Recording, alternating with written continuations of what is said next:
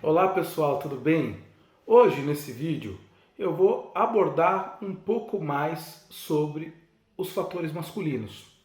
E especificamente eu quero comentar com vocês o que nós podemos fazer para pegar espermatozoides de homens que não ejaculam espermatozoides, ou seja, nos homens com azoospermia.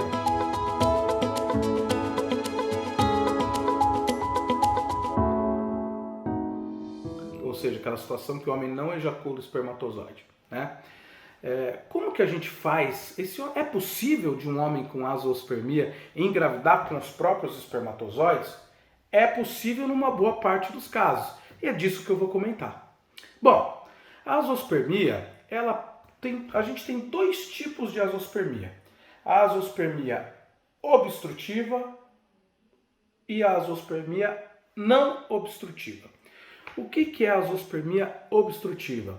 É aquele homem que, na verdade, tem um testículo que funciona bem, ou seja, que produz espermatozoides, porém, o espermatozoide não chega no pênis porque o canal que leva o espermatozoide até o pênis está entupido ou interrompido. Um grande exemplo de interrupção do canal é a vasectomia. A vasectomia faz com que o homem não ejacule espermatozoide, porque o canal, que é o ducto deferente, que leva o espermatozoide do testículo até o pênis, ele é interrompido de uma forma cirúrgica proposital. Tá? Mas outras coisas podem fazer com que haja uma obstrução desse canal. Por exemplo, infecções. Tem algumas infecções que fazem com que esse canal ducto deferente fique entupido. Também isso faz com que o espermatozoide, apesar de ser produzido pelo testículo, não consiga chegar no pênis. E uma outra causa é a ausência. Tem homens que nascem com ausência desse tal de ducto deferente. Ou seja, você tem o testículo, só que você tem lá o pênis, só que não tem esse canal que leva o espermatozoide até o pênis. Uma causa importante disso é uma doença chamada fibrose cística. Bom, enfim, o que fazer nesses homens com azoospermia obstrutiva? A gente pode conseguir os espermatozoides através de uma punção. Normalmente, a gente vai puncionar a bolsinha que fica em cima do testículo, que chama epidídimo, que é onde ficam armazenados os espermatozoides. Então, já que esse espermatozoide não chega lá no pênis, o que a gente faz? A gente vai com uma agulhinha fina, uma agulha de insulina, com um homem sedado, obviamente, e você aspira o conteúdo dos espermatozoides armazenados pelo epidídimo. Isso se chama PESA. É uma sigla em inglês que quer dizer aspiração de espermatozoides por punção de epidídimo. E aí você vai submeter esses espermatozoides a um encontro do óvulo através da fertilização in vitro. Uma outra forma seria a gente fazer o MESA. O MESA é o seguinte: você abre o epidídimo e você vai com um microscópio procurando canalículos ou espermatozoides, canalículos de produção de espermatozoides, de armazenamento de espermatozoides no epidídimo. E aí você usa esses espermatozoides para uma fertilização. É algo um pouco mais elaborado, um pouco mais eficiente, apesar de que o PESA, grande maioria dos casos, é mais do que suficiente, é mais simples, mais tranquilo. Tá?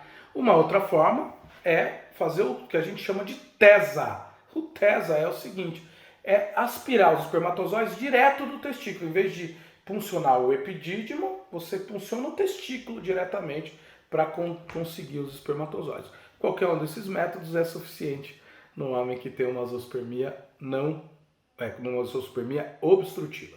Agora, existe aquele outro tipo de azoospermia, que é a azoospermia não obstrutiva.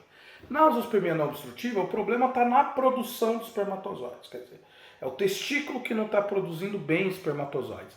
E nesse caso, e às vezes é difícil da gente reconhecer isso antes dos procedimentos, mas nesse caso, você tem uma parte dos homens que produz tão pouco, e é por isso que eles não chegam a ser ejaculados, porque eles morrem antes de chegarem lá para serem ejaculados, ou aquele homem que realmente não produz nada de espermatozoides.